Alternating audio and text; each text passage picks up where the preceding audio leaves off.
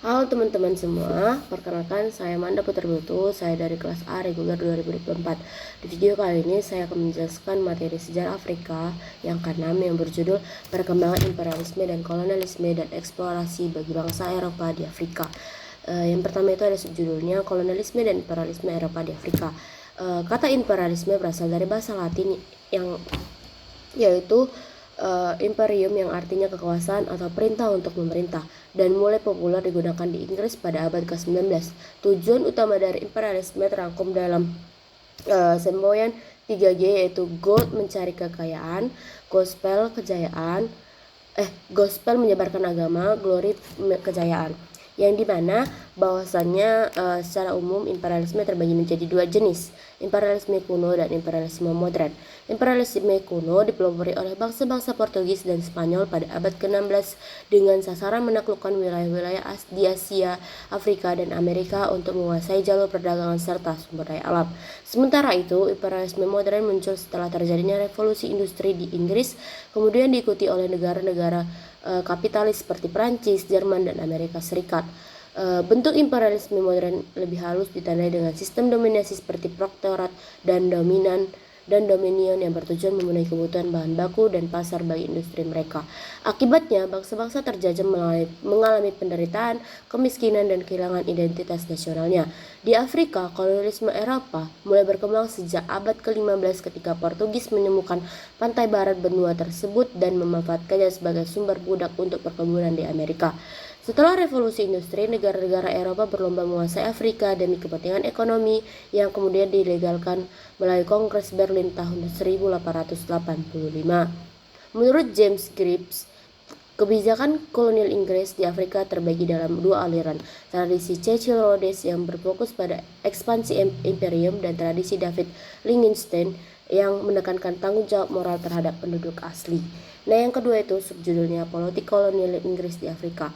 Politik kolonial Inggris di Afrika berlandaskan bahasan tradisi utama. Yang pertama itu ada tradisi Cecil Rhodes yang berfokus pada perluasan kekuasaan imperium dan dominasi kaum kolonis kulit putih. Yang kedua, tradisi David Livingstone yang menekankan misi kemanusiaan serta upaya membimbing penduduk asli. Dari perpaduan kedua tersebut, tradisi tersebut lahir dari sistem pemerintahan indirect rule dan pemerintahan tidak langsung, di mana Inggris itu menjalankan kekuasaannya melalui para pemimpin lokal yang diawasi oleh pejabat kolonial. Sistem ini memungkinkan keberlanjutan struktur sosial dan adat masyarakat setempat. Namun, secara bertahap diarahkan menuju bentuk pemerintahan mandiri. Yang kedua itu ada politik kolonial Prancis di Afrika. Politik kolonial bangsa-bangsa barat di Afrika, khususnya yang dijalankan oleh Inggris dan Prancis, pada dasarnya memiliki tujuan yang sama, yakni mempertahankan kekuasaan dengan menerapkan strategi divide et impera atau politik pecah belah. Kedua negara tersebut menggunakan berbagai cara untuk menaklukkan dan mengendalikan wilayah jajahannya. Prancis misalnya menerapkan 4 bentuk utama politik kolonial. Pertama, politik asimilasi yang berusaha menyamakan kedudukan penduduk pribumi dengan warga Prancis dalam bidang pendidikan, hukum, ekonomi, sosial, dan politik. Kedua, politik asosiasi, yaitu upaya membentuk kembali masyarakat lokal agar memiliki pola pikir dan kepribadian seperti orang Prancis. Ketiga, politik divide et impera dengan cara memecah belah kelompok pribumi agar lebih mudah dikendalikan. Keempat, politik konversi ke agama Kristen yang bertujuan memperluas pengaruh budaya dan agama Prancis di wilayah jajahan. Nah, subbab yang keempat itu ada konflik antar kaum kolonial imperialis Eropa di Afrika, yang dimana konflik antar negara imperialis di Eropa di Afrika pada abad ke-19 muncul akibat ambisi besar kekuatan-kekuatan seperti Inggris, Prancis, Jerman, Belgia, Italia, Portugis, dan Spanyol untuk memperluas wilayah kekuasaan kolonial mereka. Persaingan tersebut tampak jelas dan dalam berbagai peristiwa penting seperti krisis Waspada antara Inggris dan Prancis di Sudan, perebutan terusan Suez oleh Inggris dari pengaruh Mesir dan Prancis, serta penaklukan wilayah Afrika Utara seperti Aljazair dan Tunis oleh Prancis.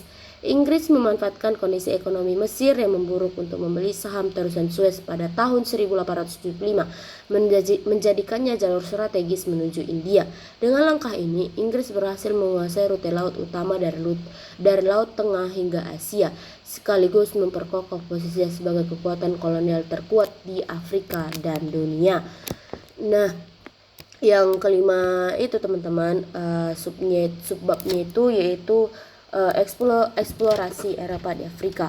Benua Afrika dikenal sebagai sebutan The Dark Continent karena sebagian besar wilayahnya masih belum dijelajahi, kecuali kawasan Afrika Utara yang sudah dikenal sejak masa kekaisaran Romawi.